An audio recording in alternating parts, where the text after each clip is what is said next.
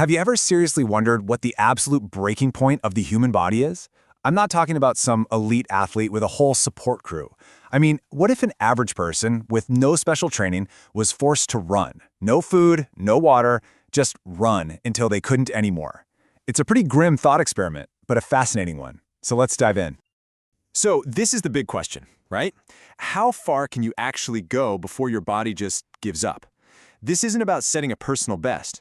This is a journey to the very edge of human physiology, a countdown to complete system failure. Let's find out what that looks like. Okay, so for this to work, we need to set some ground rules. Our runner is just an average, healthy person, not a pro, and the conditions are brutal. They have to run, and they cannot stop. No water breaks, no energy gels, nothing. It's just them, the pavement, and a clock that's ticking down. We're going to break this down hour by hour, because what's happening isn't just a run, it's this perfectly orchestrated chaos going on inside the body, a step-by-step shutdown of the human machine. So let's start the clock. All right, in that first hour, everything feels pretty much under control.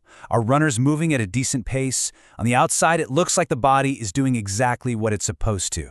But under the surface, it's already burning through its emergency reserves and losing critical fluids. The countdown has absolutely begun. So what's actually happening inside? Well, the body's torching its quick-access energy, a sugar called glycogen. The heart's pumping faster and sweat starts kicking in to cool things down. But here's the first major problem. Our runner has already lost about a liter of water. And with it, essential electrolytes. Things like sodium and potassium that your nerves and muscles need to even fire correctly. The first cracks in the foundation are already showing. By the time we hit hour 2, that emergency glycogen tank is basically on empty. So the body has to make a switch. It starts burning fat for fuel. Now, that might sound like a good thing, but it's a way slower, much less efficient process. It requires a lot more oxygen, which puts even more strain on a heart and lungs that are already working overtime. Get this, our runner is now burning over 600 calories an hour. To put that into perspective, it's like you're uneating 2 hamburgers every single hour. That is a massive, massive energy deficit, and there's absolutely zero fuel coming in to fill that gap. Okay, we've just crossed into hour 3, and the body is now in full-blown crisis mode. The easy fuel, glycogen, is long gone. Burning fat just isn't cutting it, so the body turns to a terrifying last resort. A desperate, destructive act to keep moving. It literally starts breaking down its own muscle for fuel. This process actually has a name, rhabdomyolysis. As the muscle tissue breaks down, it just floods the bloodstream with toxic junk.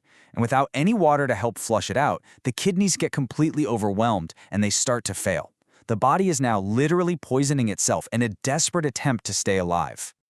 Let's move to hour 4. This is the most critical phase. The body's air conditioning system, sweating, it's starting to fail. Dehydration is severe. This is the beginning of the end. A catastrophic rapid rise in core body temperature is about to happen. Once the sweating fails, the internal temperature just skyrockets past 39 degrees Celsius. Then it hits a critical point at 41 degrees. But at 42 degrees Celsius, that's about 107, 108 Fahrenheit, the very proteins that make up your cells begin to unravel. It's a process called denaturation, and that kind of damage is completely irreversible. There's really no other way to put this. It's a horrifying thought, but it's exactly what's going on.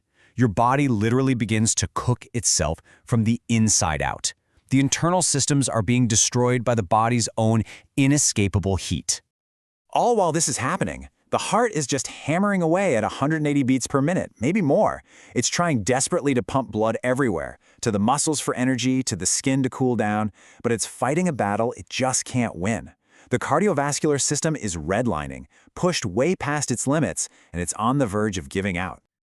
And that brings us to the final hour. After 4 hours of one crisis after another, the body's systems begin to fail in a massive cascade. The brain, the heart, the kidneys, everything is shutting down. This is the inevitable, tragic end of our runner's journey. So what do those final moments look like? It's grim. Severe dizziness, blurred vision. The muscles, totally damaged and starved of electrolytes, start to tremble uncontrollably. Then the blood pressure just plummets, starving the brain of oxygen. The final act is fainting, a total involuntary collapse. If our runner is found, the cause of death might get listed as a heart attack, But the reality is so much bigger. It's multi-system organ failure. So, we've just watched this horrifying domino effect of system failures, from the muscles all the way to the brain. Now we can finally go back to our initial question with a much clearer picture. After all of that, how far did our runner actually get before it was all over? The estimated total distance is somewhere between 45 and 60 kilometers. That's about 28 to 37 miles. It is an incredible distance, for sure, but it's a fatal one. And it's really important to remember, if it was hot or humid out, this distance could be way shorter, maybe even less than 40 kilometers. And the energy cost? Just staggering. We're talking somewhere between 3,000 and 5,000 calories burned. That's like eating and then burning off about 10 double cheeseburgers with fries. It's an insane amount of fuel, completely exhausted in just a handful of hours. But see, that fatal 50 kilometers isn't the whole story. Let's contrast our runner with elite endurance athletes, like the famous Tarahumara people. These guys can run over 100 kilometers in a single day. What's the difference? It's not a superpower. It's smart, strategic fueling. It's constant hydration. It's efficient, controlled pacing. They work with their bodies, not against them. So, this whole thought experiment, it isn't really just about morbid curiosity. There's a really profound lesson buried in here about how we should approach any physical challenge. It's not about finding your breaking point. It's about learning how to avoid it. This really is the key takeaway. The activity itself, the running, that's not what's lethal. The danger comes from ignoring that constant stream of signals your body is sending you, the ones that are screaming at you that you are pushing way past a sustainable limit. You know what I'm talking about. Thirst, pain, that overwhelming feeling of fatigue, muscle cramps. These are not signs of weakness. They are vital pieces of data. They're like the warning lights on your car's dashboard. They're telling you to refuel, rehydrate, or just rest. Listening to them is the fundamental difference between a healthy run and a dangerous one. So in the end, maybe we've been asking the wrong question all along. The interesting challenge isn't figuring out the exact kilometer where you collapse. The real challenge and the real prize is learning to listen to your body, to respect its limits, and to understand how to use this incredible machine not to destroy it, but to live a longer, healthier life.